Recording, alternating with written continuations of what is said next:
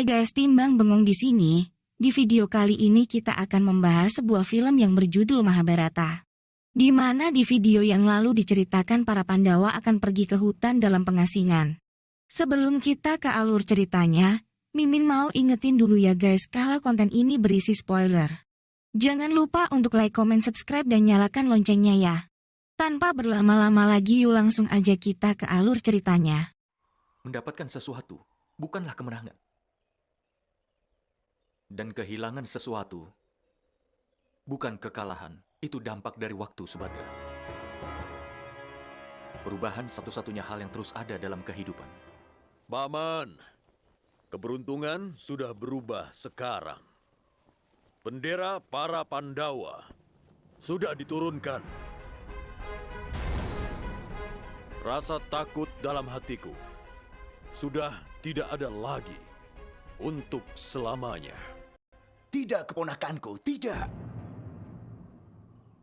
Hanya karena rasa takutmu itu sudah pergi. Bukan berarti rasa takutmu itu memang sudah tidak ada. Saat alasan ketakutanmu itu dihancurkan, barulah saat itu rasa takut di hati benar-benar hilang. Karena itulah mata-mata akan terus mengikuti para Pandawa, mengikuti perintah dariku.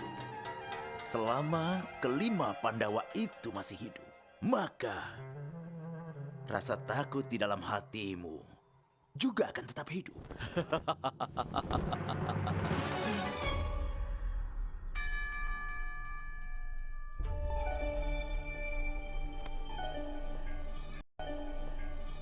Kalau sesuatu bisa membuat manusia begitu takut, maka dia pun sudah dikalahkan.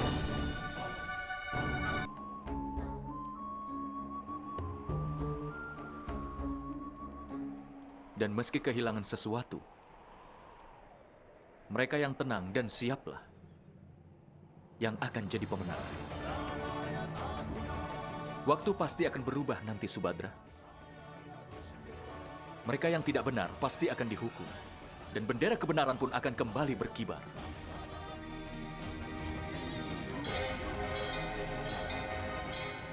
Ini bukan keberangkatan dari para prajurit yang kalah perang, tetapi awal dari perjalanan kemenangan para Pandawa. Perjuangan selama 13 tahun ini pasti akan membawa mereka pada kemenangan.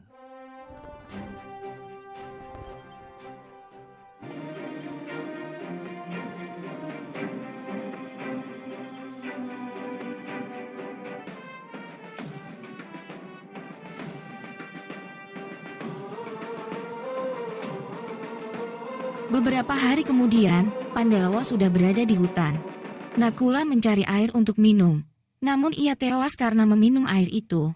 Sadewa dan Bima lalu menemukannya, namun mereka kemudian juga pingsan terkena asap beracun dari sungai.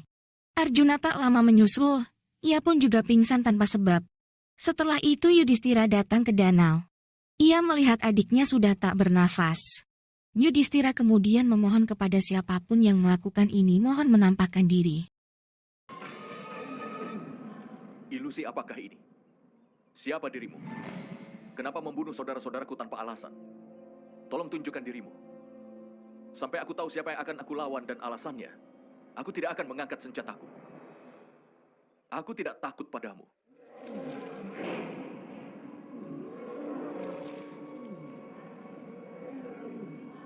Tolong tunjukkan dirimu.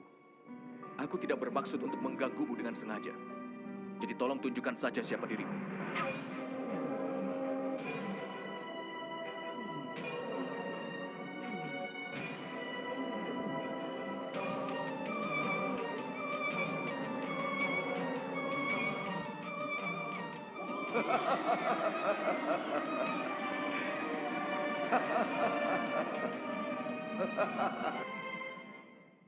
Aku adalah raja para yaksa. Aku adalah penguasa dari sungai ini.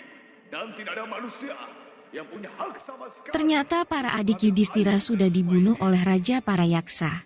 Raja para yaksa lalu memberi pertanyaan kepada Yudhistira, dan jika ia berhasil menjawab maka ia akan menghidupkan salah satu saudaranya. Itu. Karena itulah, kemudian aku pun membunuhnya. Putra Pandu, saudara-saudaramu itu menantangku untuk bertarung melawan mereka. Karena itulah, aku ajarkan mereka berempat sebuah pelajaran dari kemampuanku dan aku bunuh mereka. Bukan kau yang menciptakan air, termasuk tempat di mana air itu telah diambil. Lalu bagaimana kau bisa punya hak atas tempat ini, Raja para Yaksa? Mengambil air itu bukan kejahatan. Lalu kenapa kau sampai menghukum saudara-saudaraku itu? Kebenaran mengajarkan bahwa kau harus membuat saudara-saudaraku itu hidup kembali. Tidak mungkin. Tapi dengan menjawab pertanyaanku, kalau kau memang bisa memuaskanku, maka aku akan hidupkan kembali salah satu dari saudaramu itu. Setelah kematian keempat, Yudhistira berhasil menjawab maka Raja para yaksa akan menghidupkan salah satu dari adik Yudhistira. Saat itu Yudhistira tak meminta Bima ataupun Arjuna yang kuat dan bisa melindungi dirinya kelak. Namun ia malah meminta Nakula yang dihidupkan agar keturunan dari Ibu Madri masih bisa melanjutkan kehidupannya. Hal itu membuat Raja para yaksa senang. rasa puas. Silakan ajukan pertanyaanmu. Katakan apakah hidup itu dan apakah kematian itu? Hah?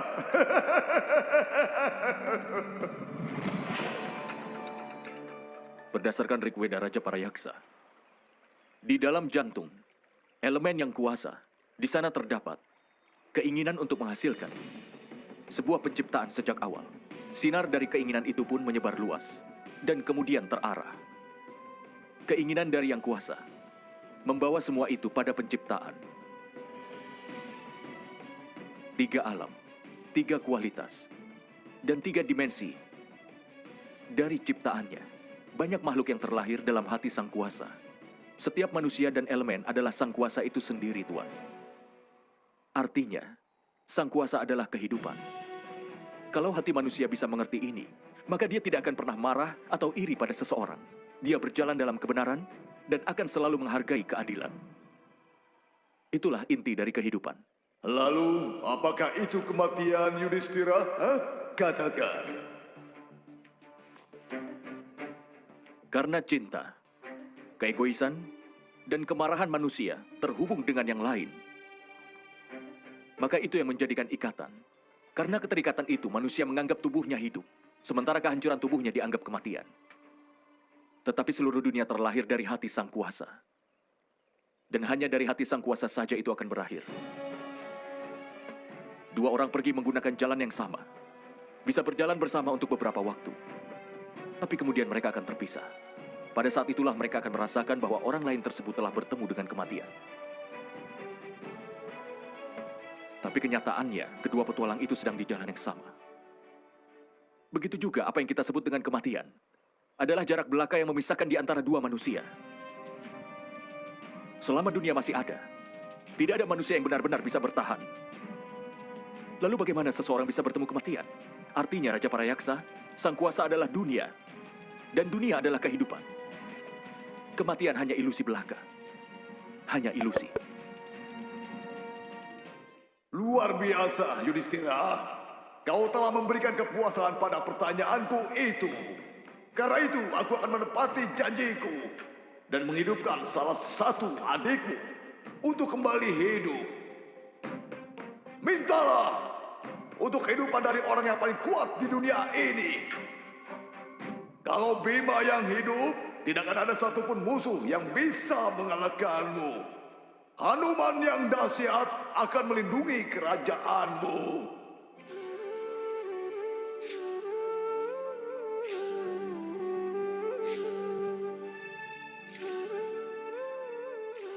Tidak, Raja para Yaksa.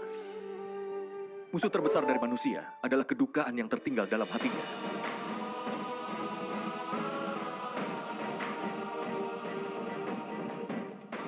Kalau ketiga adik-adikku ini tetap mati, lalu bagaimana Bima bisa melindungiku dari musuh yang bernama kedukaan?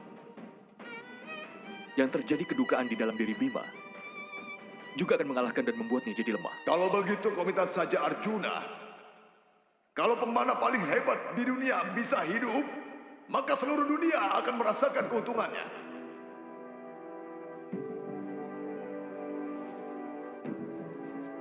Aku kenal Arjuna, Raja Parayaksa. Saat dia mengetahui bahwa alasan dia hidup adalah kematian dari 3 saudaranya, keberaniannya akan hilang, kekuatan akan pergi dari tubuhnya, dan busur gandiwanya akan lepas dari tangannya selamanya. Kalau aku meminta untuk nyawa Bima ataupun Arjuna, maka ibuku pun juga tidak akan senang. Ibumu pasti tidak akan senang melihat hanya 2 anaknya saja yang hidup. Perdebatan apa yang ingin kau lakukan, Yudhistira?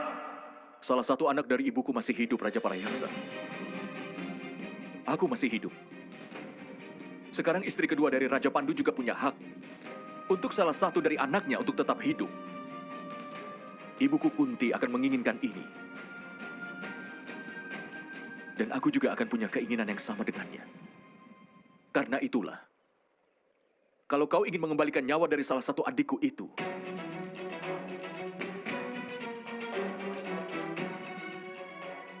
maka berikanlah itu pada adikku Nakula. Bagus, Yudhistira. Aku merasa senang. Ia lalu menampakkan wajah aslinya. Ternyata ia adalah Dewa Dharma yang tak lain adalah ayah dari Yudhistira sendiri. Dewa Dharma lalu menghidupkan semua adik-adik Yudhistira.